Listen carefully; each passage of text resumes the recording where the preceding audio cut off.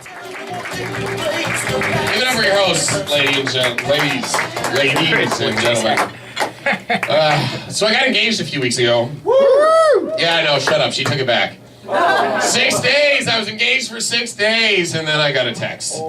That's actually a true story, 6 days. 6 days, which was luckily not enough time to put any non-refundable deposits on anything, but was the exact right amount of time for me to tell every single person in the world that I knew that I was getting married.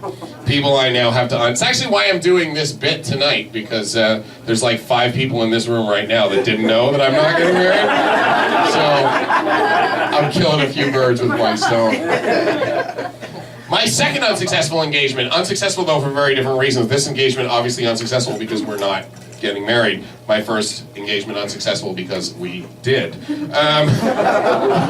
At least I didn't have to get the ring back this time, which was good, because I did. Like when I got divorced from my ex-wife, I had to get the ring back, which I know makes me sound like the cheap Jew that I actually, in fact, am. But there's a good reason. When I proposed to my ex-wife, I didn't have any money, so I went to my mom and I said, "Do you have like any jewelry that I can use to propose?" And she gave me a ring that my grandmother had brought back after the war to Canada. And, I mean, I don't know if the ring was any good, I don't know if the cut was any good, I don't know if the diamond was worth any money at all. What I do know is that no one will say no if you propose with a ring that's been through the Holocaust. It's actually a good trick. I don't know if there are any other Jews in the room right now, in a room full of stand-up comics in Los Angeles, but, yeah, just go to a pawn shop and get the cheapest ring you can find, and propose with it. Just say, "Hey, look, I know it doesn't look like much, but it was up my boobie's ass for a couple of years, and I guarantee she won't say no." Well, she won't say no if she's a shiksa. If she's a Jew, she'll still have it appraised. I don't know. Anybody else in the room engaged right now? No? Anybody want to pretend to be engaged for the sake of this bit? Yeah, all right, there we go. Okay, so you're engaged. Are you going to get a prenup? Yeah, probably. Okay, you're doomed. You're dead. You're dead. No, seriously. Listen, I had some downtime over the last month, so I spent it. This is true. I watched all 456 episodes of the original Law and Order. I can tell you this right now. The number one, this is definitive, the number one cause of homicide in the United States are people who had prenups where they got nothing, and so they murdered their spouse because then they get to collect. It's true. It's 85% prenup-related murders, 10% mob hits, and then the rest is girls who fell in love with their stepdad, and so they killed their mom. And actually about half of those are because the stepdad put the daughter up to kill the mom because they had a prenup. So it's actually like just across the board.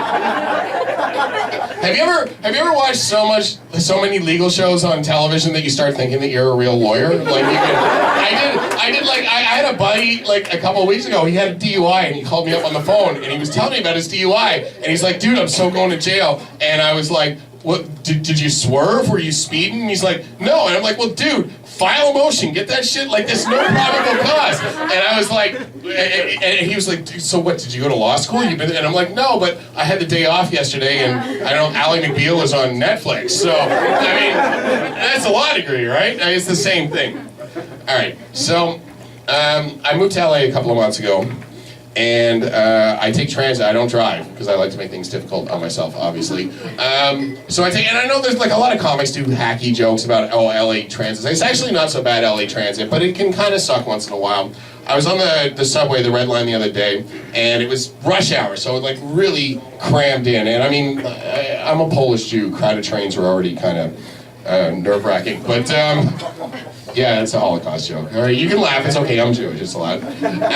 So anyways, but then we went a few more stops, and so some seats opened up so I could sit down between a couple of people, but I'm still kind of crammed in, like sandwiched in. And then we went a few more stops, and now lots of seats opened up, so now I can like move to a seat where I don't have to sit next to anybody. But I look next to me, and I realize I'm sitting next to this black kid, and then I get all up in my head about it, because I don't want to move seats and have people on the train think I'm moving seats because I don't want to sit next to a black person. This has nothing to do with it. I'm not racist. I just don't like people breathing and sweating on me. But I got all fucked up about it, and so I ended up staying in the seat because it became more important to me for people not to think I was racist than for me to be comfortable. But like I said, like I stewed on it. It really bothered me. because I mean, it's 2017. We should be beyond this kind of stuff, and I'm 37 years old. I shouldn't be caving to peer pressure like this. And plus, it's their racism if they're projecting it on me, thinking that I would only move because I don't want. Like, it's their problem. It's not mine. So like, it really bothered me. So anyways, I took out a knife and I stabbed the kid and I stole his Jordans. And I mean, I didn't need the shoes. I have shoes. I just really wanted to teach the other people on the train a lesson about stereotyping. Anyways, the kid was like 8. There's no way his shoes would have fit me. All right, that's my time. Thanks, guys.